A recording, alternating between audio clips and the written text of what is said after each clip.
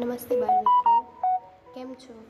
આજે આપણે સામાજિક વિજ્ઞાનમાં 16મું ચેપ્ટર જાતિગત ભિન્નતા વિશે અભ્યાસ કરવાનો છે.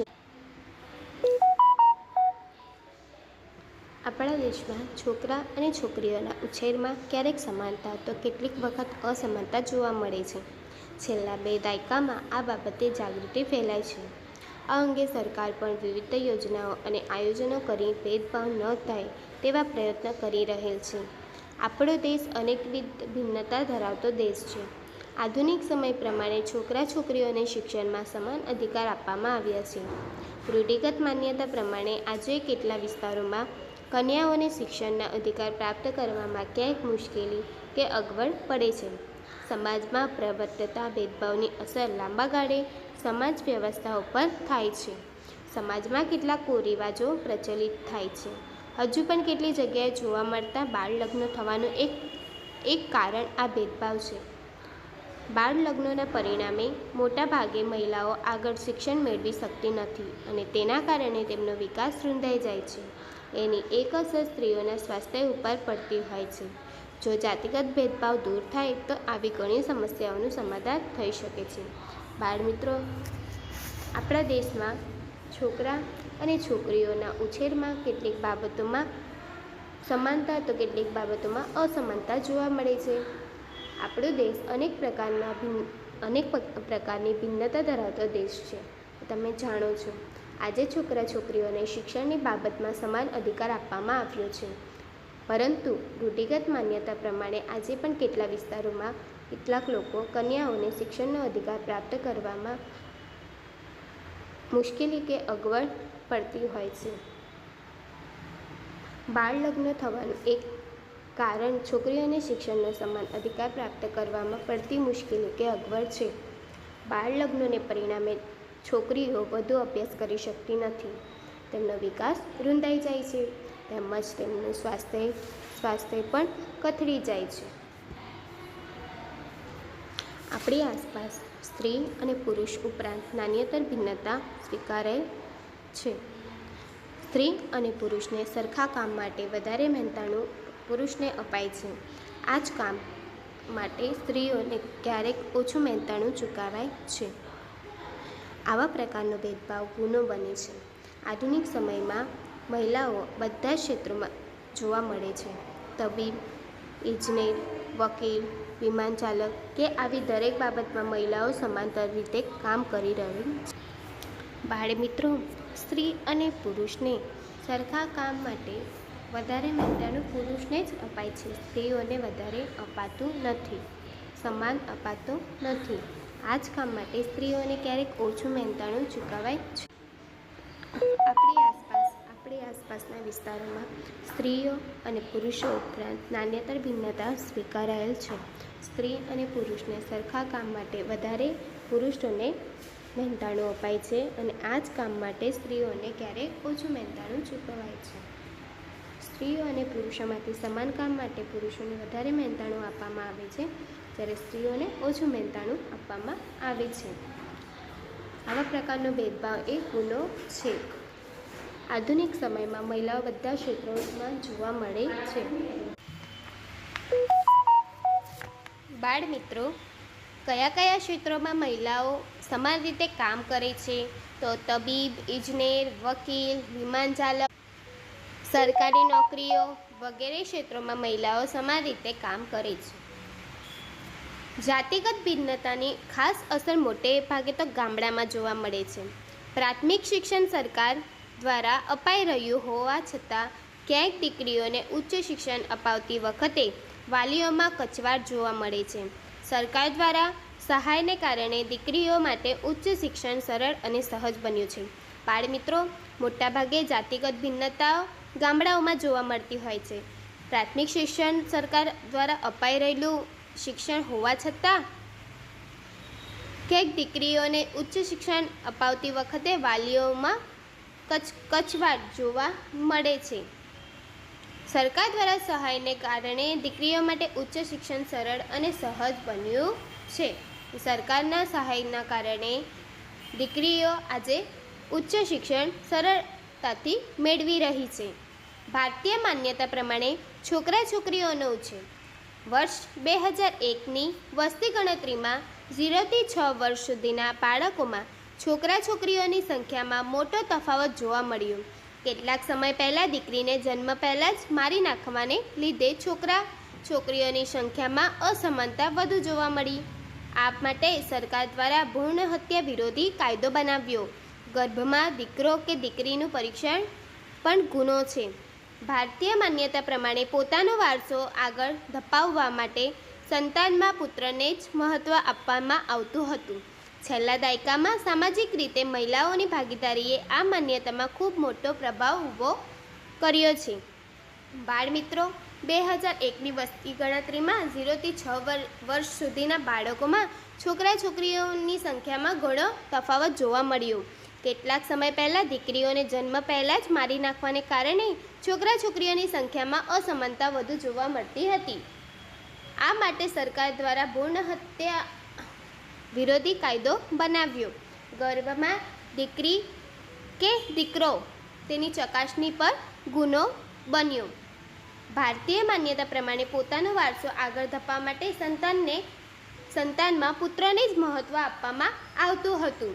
અને છેલ્લા દાયકામાં સામાજિક રીતે મહિલાઓની ભાગીદારીએ આ માન્યતામાં ખૂબ મોટો પ્રભાવ આપણને જોવા મળ્યો છે.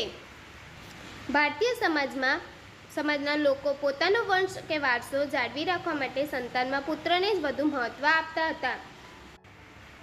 આપની શાળામાં અનેકવિધ આયોજન વખતે આપણને જોડાવાનું થયું હશે. શાળા કાર્યક્રમમાં છોકરાઓ અને છોકરીઓની પ્રવૃત્તિઓની નોંધ કરો. છોકરાઓ જ કામ કરતા હોય તેવી બાબતો અને છોકરીઓ કામ કરતી હોય તેવી બાબતો. તો છોકરાઓ જ કામ કરતા હોય તેવી બાબતોમાં પહેલી આવશે બેઠક વ્યવસ્થા, બીજી સ્ટેજની ગોઠવણી, ત્રીજી સરસામાનની હેરફેર અને ચોથી મહેમાનો માટે ચા નાસ્તાની વ્યવસ્થા. જ્યારે છોકરીઓ કામ કરતી હોય તેવી બાબતોમાં પહેલી બાબત આવશે સાફ સફાઈ, બીજી બાબત આવશે સ્ટેજનો શણગાર, ત્રીજી આવશે પાણીની વ્યવસ્થા અને ચોથી આવશે મહેમાનનું સ્વાગત. હવે આવશે રૂઢિગત માન્યતા. તો જાતિગત ભિન્નતા અંગે આપણા દેશમાં અનેક માન્યતાઓ પ્રવર્તે છે. છોકરાઓ અને છોકરીઓના ઉછેરમાં આ બાબતે અનેક ભિન્નતા જોવા મળે છે.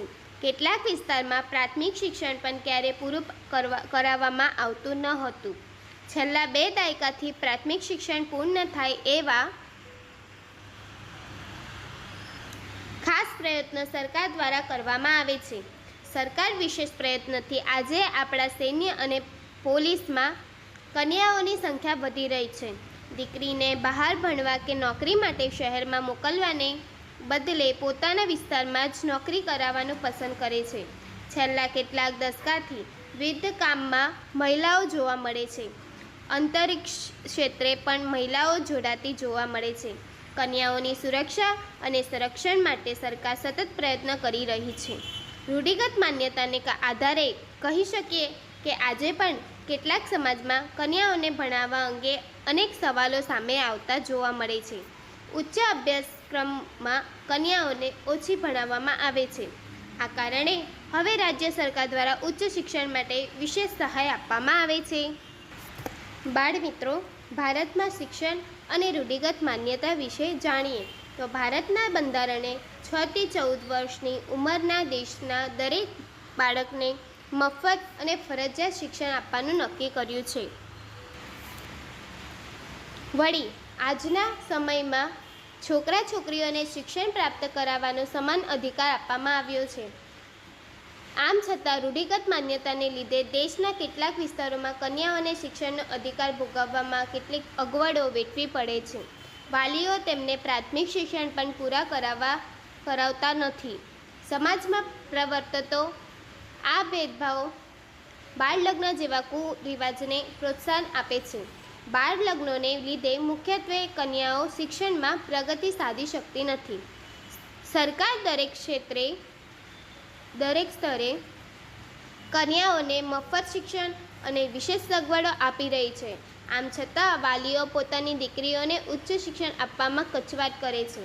છેલ્લા 2 દાયકાથી સરકાર કન્યાઓ પ્રાથમિક શિક્ષણ પૂરું કરે તે માટે સઘન પ્રયત્ન કરી રહી છે. આમ છતાં આજે કેટલાક સમાજમાં કન્યાઓને શિક્ષણ આપવા અંગે અનેક પ્રશ્નો સામે આવતા હોય છે. પોતાના વિસ્તારમાં જ નોકરી કરાવવાનું પસંદ કરતા હોય છે. બાળ મિત્રો, જાતિગત ભિન્નતા અંગે આપણા દેશમાં તો અનેક માન્યતાઓ પ્રવર્તે છે. છોકરાઓ અને છોકરીઓને ઉછેર માટે અનેક ભિન્નતા આપણને જોવા મળતી હોય છે. કેટલાક વિસ્તારોમાં પ્રાથમિક શિક્ષણ પણ ક્યારેય પૂરું કરાવવામાં ન આવતું હતું. છેલ્લા 2 દાયકાથી પ્રાથમિક શિક્ષણ પૂર્ણ થાય એવા ખાસ પ્રયત્નો આપણી સરકાર કરી રહી છે. સરકારના વિશેષ પ્રયત્નથી આજે આપણા સૈન્ય અને પોલીસમાં કન્યાઓની સંખ્યામાં વધારો થતો દેખાય છે. દીકરીને બહાર ભણવા કે નોકરી માટે શહેરમાં મોકલવાને બદલે પોતાના વિસ્તારોમાં જ નોકરી કરાવવાનું પસંદ કરતા હોય છે. કેટલાક દશકાથી વિવિધ કામમાં મહિલાઓ આગળ જોવા મળે છે. અંતરિક્ષ ક્ષેત્રે પણ મહિલાઓ જોડાતી જોવા મળે છે. અંતરિક્ષ ક્ષેત્રે પણ મહિલાઓ આગળ છે. કન્યાઓની સુરક્ષા અને સંરક્ષણ માટે સરકાર સતત રાત દિવસ સતત મહેનત પ્રયત્ન કરી રહી છે.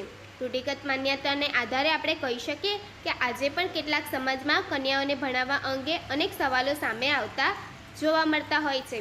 ઉચ્ચ અભ્યાસક્રમમાં કન્યાઓને ઓછી ભણાવવામાં આવે છે. આ કારણે હવે રાજ્ય સરકાર દ્વારા ઉચ્ચ શિક્ષણ માટે વિશેષ સહાય આપવામાં આવતી છે. આપણે જોયું કે નાની નાની બાબતોમાં કુમાર કન્યા વચ્ચે ભેદભાવ રાખવામાં આવે છે. આગળ જતાં આ ભેદભાવ સમસ્યા બની જાય છે. ઘરના નાના મોટા કામ માટે સાયકલ કે અન્ય વાહનો ચલાવવા અને શીખવવામાં આવો ભેદભાવ વધારે જોવા મળે છે. ઘર, શાળા કે જાહેર સ્થળમાં આપણે આવા ભેદભાવ જોઈ શકીએ છીએ. આવી કેટલીક બાબતો અંગે ચર્ચા કરીએ. બાળ મિત્રો, ઘરકામમાં પણ અસમાનતા જોવા મળે છે. તેમાં પણ નાની નાની બાબતોમાં છોકરા છોકરી વચ્ચે ભેદભાવ રાખવામાં આવે છે. આગળ જતાં આ ભેદભાવો સમસ્યા બની જશે.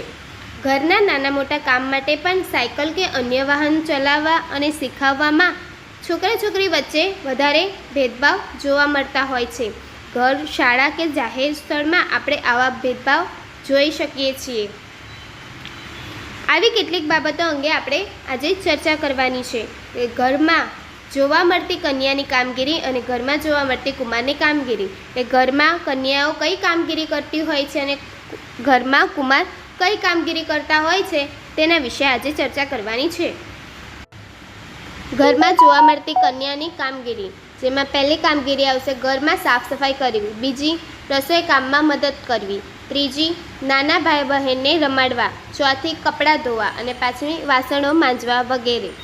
એવી રીતના ઘરમાં જોવા મળતી કુમારની કામગીરીમાં આવશે પહેલી કામગીરી સૂવા માટેની પથારીઓ કરવી, બીજી ફર્નિચર સાફ કરી ગોઠવવું, ત્રીજી કપડાંને ઇસ્ત્રી કરવા, ચોથું પગરખા ગોઠવવા અને પાંચમું બજારમાંથી વસ્તુઓ લઈ આવવી વગેરે.